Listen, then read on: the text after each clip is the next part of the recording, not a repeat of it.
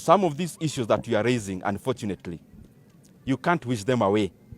You can only solve the problem that is there. If you are not solving it, then whatever explanation you give may not suffice. And I want to be sequential. Number one,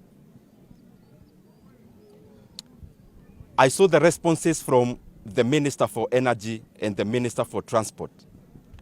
And I also saw the response from the Minister from the National Treasury. Of note is that yesterday morning, there was conflicting responses from the chair of EPRA and his CEO.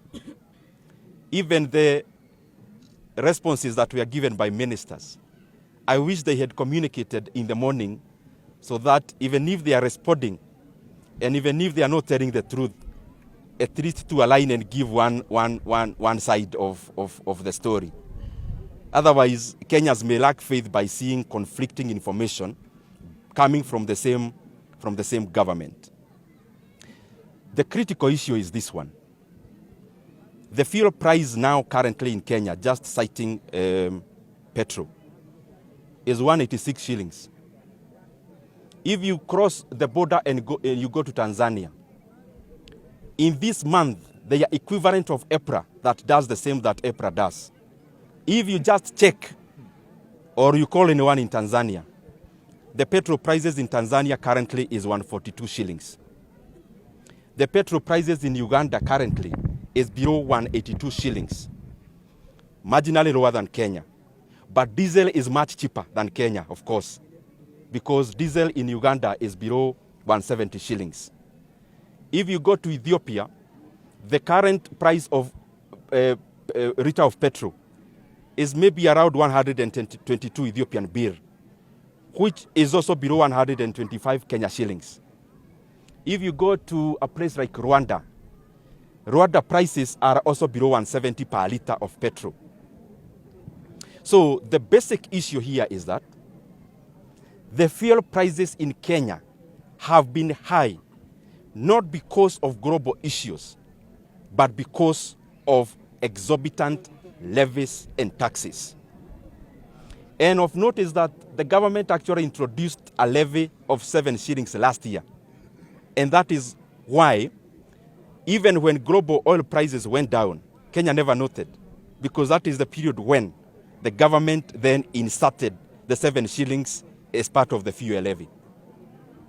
I also, because I read some of the responses, because I was really looking forward to getting the truth. It is good that the Minister for Energy and the Minister for Transport restricted their responses to the issue at hand. But it was very disappointing to see the Minister for the National Treasury trying diversionary tactics.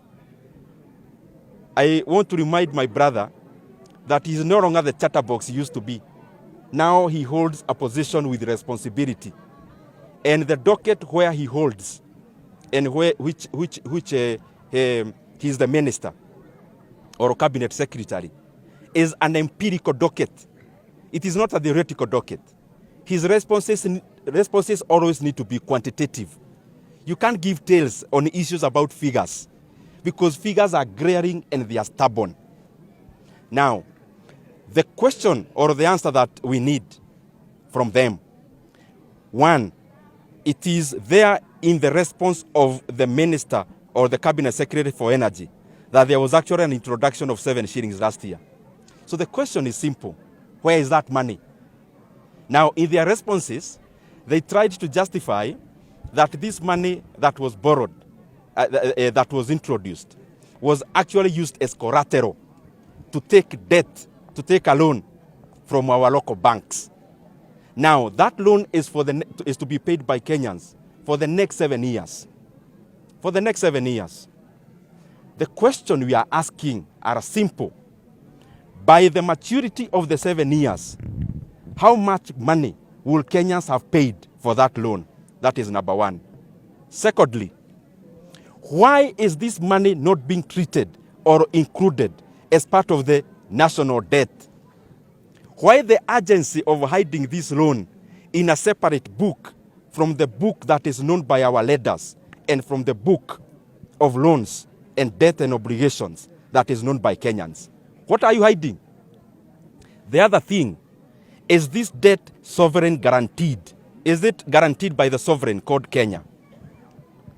The last thing that I want to bring about, and the reason why I call this a scandal, Kenyans are borrowing now, or are made to borrow, 175 billion Kenya shillings.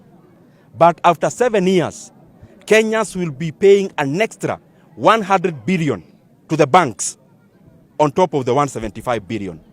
What is the urgency for? And in their responses, I saw they are trying to justify construction of roads. Construction of roads in Kenya is not an invention that has been done yesterday.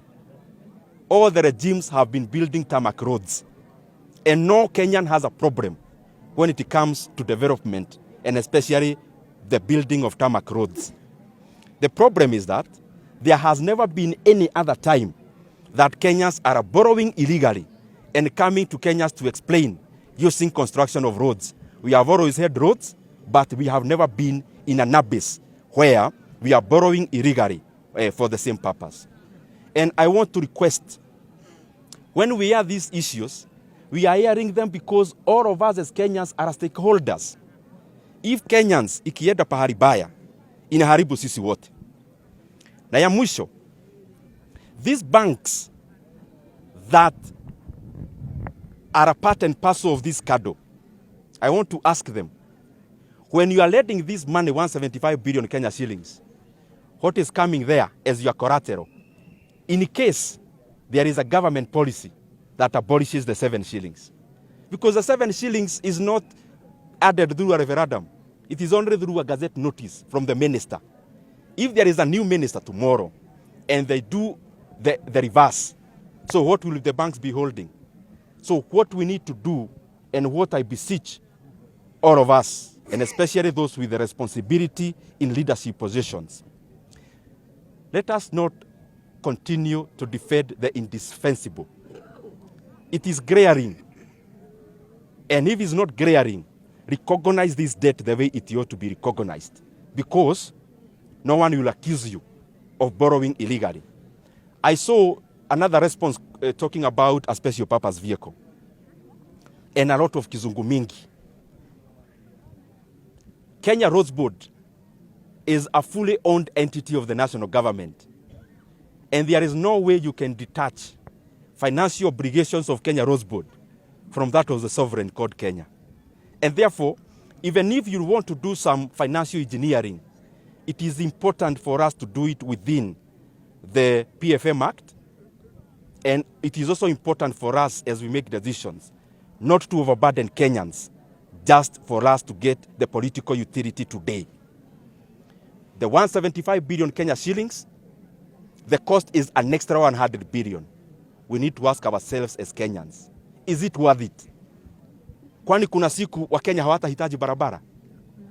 Then hii bilioni ya nini? 2027 wa Kenya watahitaji barabara. 2028 wa Kenya watahitaji barabara.